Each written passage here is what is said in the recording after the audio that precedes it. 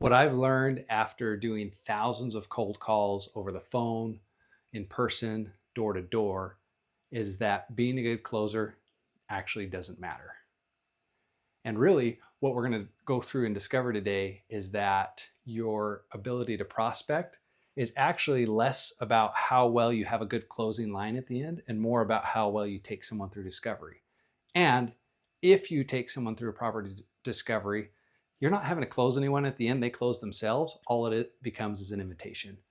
If you want more information about my sales process, down in the notes, you can join my sales community and get access to Sales Inception, my course. We're going to talk more about the art of the invitation in today's video.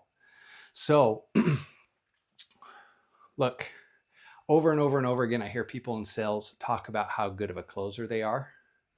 To me, if you just say you're a good closer and that's all you focus on, it's probably because you don't do a good job of setting up the proper people in your path to be able to close in the first place. So I really believe that in prospecting, that all the money actually in sales is actually made in the prospecting, and that a good prospect should be, by the time you're ready to extend an invitation for them to move forward, they should be closed in their mind long before you ever get to that actual closing line at the end. And so in the invitation, we keep it simple. You know, hey, would love to work with you. Or, hey, any reason you see we shouldn't set up a time for me to come back? Hey, what I'm going to be doing is I'm going to be working with some of your neighbors. I'll be back tomorrow, this day or this day. What works best for you, right? Like the close, like it really needs to be is just a simple invitation. It doesn't have to be some strong arm twist them into doing things. Now, can objections come up when you make an invitation? Absolutely. And that gives you the opportunity to go back through, you know, do a kick of sorts where you shift their thinking, plant some seeds, build the dream, do a reality check, and make another invitation once again. Too often I find that all this emphasis in being good at sales is all at what you do at the end of the conversation. Your closing actually starts right from the very beginning. And so to me, the idea of the invitation is if I've taken someone through a proper journey of self-discovery, they're going to know they have to make a change before you ever extend that actual invitation. Now, there might be some invitations, there might be some soft closes that I make along the way. You know, maybe I'm giving them options and asking which option. And if they start picking the options, that tells me, okay, they're showing buying signs, they're showing agreement with me. I might ask them yes or no questions to start qualifying or disqualifying them through the process. You know, hey, if you were able to find something that could take care of XYZ, would you move forward with that? If they tell me no, it's like, okay, we got to figure that out or disqualify them, right? And so I should be having what I call check downs along the way where I am gauging their interest and gauging whether they're following along with everything I have to offer them. That way, when I get to the invitation, it's really simple. It's natural. It's collaborative. I really want, when I get to the end of the sales conversation, for things to feel good, for us to move forward and work together. Now, that doesn't mean there's not going to be objections that come up. Hopefully, I can uncover those objections as I go. And objection handling is part of the invitation. What I've found where you typically fall apart, and we'll do different videos on sales objections, but why people usually fall apart is either one, they're not prepared for the objections they're going to have, or two, they get defensive when they make the invitation and someone tells you no. First and foremost, you got to remember that often they aren't saying no to you. Sometimes they might be. Sometimes they could be saying no to you. Oftentimes they're saying no because they don't see the value. They don't see a need for change currently in their life. There's something that's missing as you've gone through things that they haven't been able to discover why they should move forward.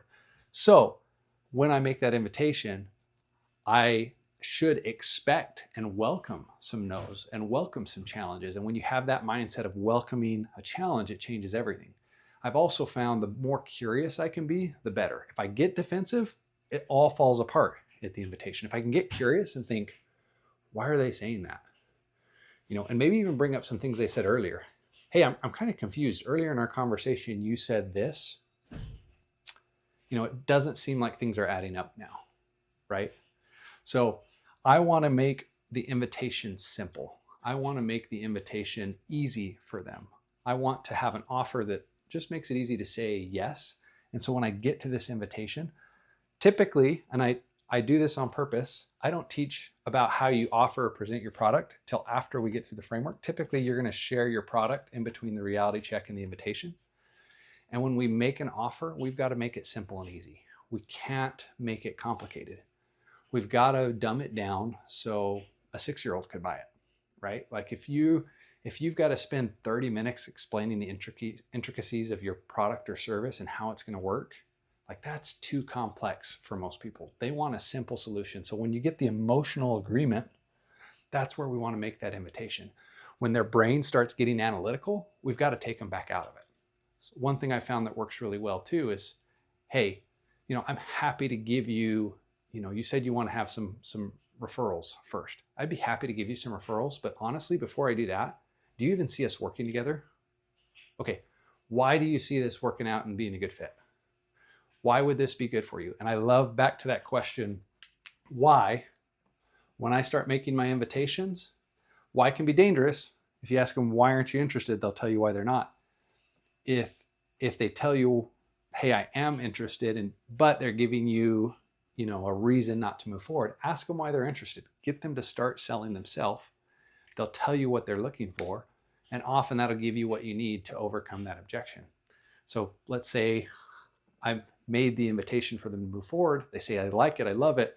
I just would like to get a few, reviews from, I'd like to get a few testimonials first and look those over. Okay, hey, happy to do that. Happy to give you some testimonials. Before I do you see that like it would even make sense for us to work together? Oh yeah, like that'd be great. Or if I'm prospecting and I'm just setting an appointment, hey, would it be a bad idea just to set up a time for me to come back and break this down a little more in depth for you? Okay, great. Yeah, so before I give you some testimonials, like tell me why you think this might be a good fit. Okay, and what would you be looking for in those testimonials? Okay, can I be honest with you? What do you think you're going to see when I send you testimonials? Do you think I'm going to give you any bad ones? Well, no, right? I'm not going to give you any bad testimonials. Yeah, so what I am going to do, if I send them to you, I'm going to give you the best. What I'm finding is probably when people ask me for testimonials, there's something they're still trying to figure out or understand that they haven't yet. Are you worried this may not work for you? Like, what is it you'd want to see in a testimonial that would help you make a decision, right? And then they tell me what they're looking for. I reassure them, and then I make another invitation again. And the invitation should be simple, right? It should be a simple request for them to move forward and start working with us. And if we do a good job early in our sales process, early in our prospecting process, that invitation to take the next step, whether that's to start with service or your product right away, or if it's just a step to engage and have another appointment and have the actual sales consultation, that should all happen naturally. Either way, when someone agrees, even if it goes really well and they just agree, hey, tell me why you're doing this. Hey, tell me why you would actually let me come back and share more, or tell me why you're actually letting me schedule another sales call with you. That can be scary to ask, right? Because, well, what if they tell me no? Well, if they tell me no, I just saved myself from like a no-show appointment, right? Or a cancellation. Often though, when I ask them, hey, why would you let this stranger who's cold calling you, who you've never talked to before, like actually sit down and have a presentation with you? And then they'll probably share some really good things about why they're looking for this and kind of cement in their mind why they're setting that appointment, why they're buying your product or service on the first call, why they're moving forward with you. And that makes things powerful. If you want to see the previous videos on prospecting, you should be able to find the links to prospecting, perfecting your prospecting in the video. And be sure to like, comment, and subscribe. If you're looking for more sales help, there's notes down in the bottom of the video where you can access my sales community, where you can chat with other people in sales and access my free sales course, Sales Inception. I'm Drew Norton, the Everyday Sales Leader, and this is your daily dose of Sales Inception.